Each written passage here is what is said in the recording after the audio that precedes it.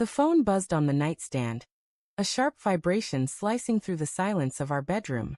I froze, my heart lurching as if it knew something I didn't. It was 2 a.m., and Sarah's side of the bed was empty, the sheets cool and undisturbed. She'd been in Miami for 3 days, a girl's trip she'd insisted on. Her voice firm but edged with something I couldn't place when she told me not to be controlling.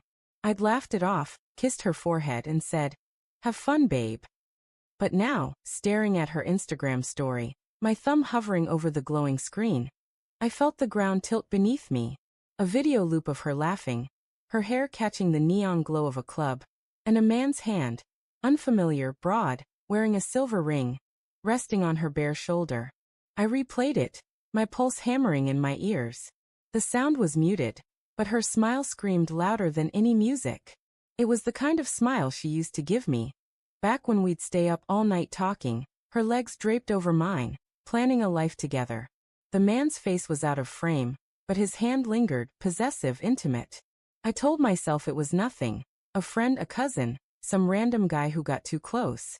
But the knot in my gut tightened, whispering truths I wasn't ready to hear. We'd been married 5 years, together for 8.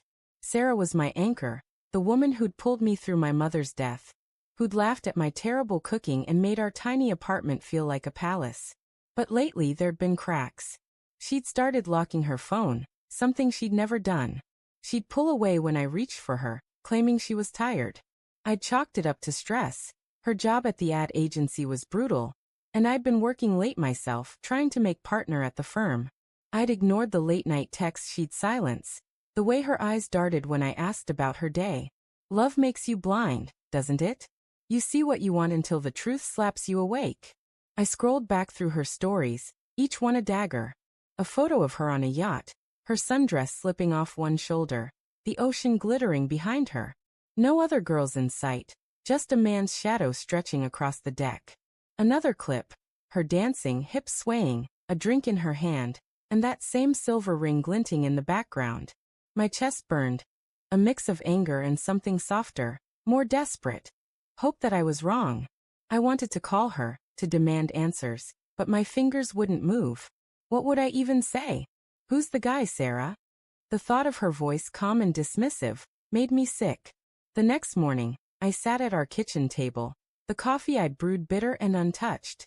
The apartment felt too big, too quiet, the walls echoing with memories of her laughter. I kept checking my phone, hoping for a text, a call, anything to explain the stories away. Nothing came. I went to work, but my mind was elsewhere, replaying every moment of our last fight before she left. "You're suffocating me, Tom," she'd snapped when I asked who was going. "It's just the girls. Stop making it a thing." Her eyes had been hard, daring me to push further. I hadn't. I'd trusted her. Or maybe I'd just been too scared to lose her. By day 4, the story stopped. No more neon-lit clubs, no more yacht shadows. The silence was worse. I called her, my heart pounding as it rang and rang. Voicemail. I texted, "You okay? Miss you." No reply. My mind spiraled, conjuring images of her in some stranger's arms, laughing at me, the idiot husband back home. I checked her friends' stories, nothing. It was like she'd vanished into Miami's heat, leaving me to drown in doubt. That night, I couldn't sleep. I sat on the couch, the TV flickering with some mindless show, and opened her Instagram again. A new story posted an hour ago. My breath caught. It was a photo of her at a beachside cafe, her sunglasses perched on her head, a mimosa in her hand. She was alone, but the caption read, "Living my truth." My truth. What the hell did that mean? I stared at the words until they blurred, my mind racing. Was she leaving me? Was this her way of confessing without saying it? I called her best friend Jess at 1 a.m. She picked up, groggy. "Tom? What's wrong? Where's Sarah?" My voice cracked, betraying me. "She's in Miami. You know that." "Alone." A pause too long. "She's with the girls." "Why? Don't lie to me, Jess." My voice was low, shaking. "I saw her stories." "Who's the guy?" Another pause. I could hear her breathing, weighing her words. "Tom, I don't know what you saw, but maybe you should talk to her." "She's not answering." I was shouting now, the dam breaking. Just tell me, Jess. Is she cheating? I I don't know. Her voice was small, guilty. She said she needed space. That's all she told me. Space. The word hit like a punch. I hung up, my hands trembling. Space from what? From me? From our life? I thought of our wedding day, her in that white dress, promising forever. I thought of the miscarriage 2 years ago, how we'd held each other and cried, vowing to try again. Had that been the start of it? Had I missed something even then? The next day she texted, "Coming home tonight. We need to talk." My stomach dropped.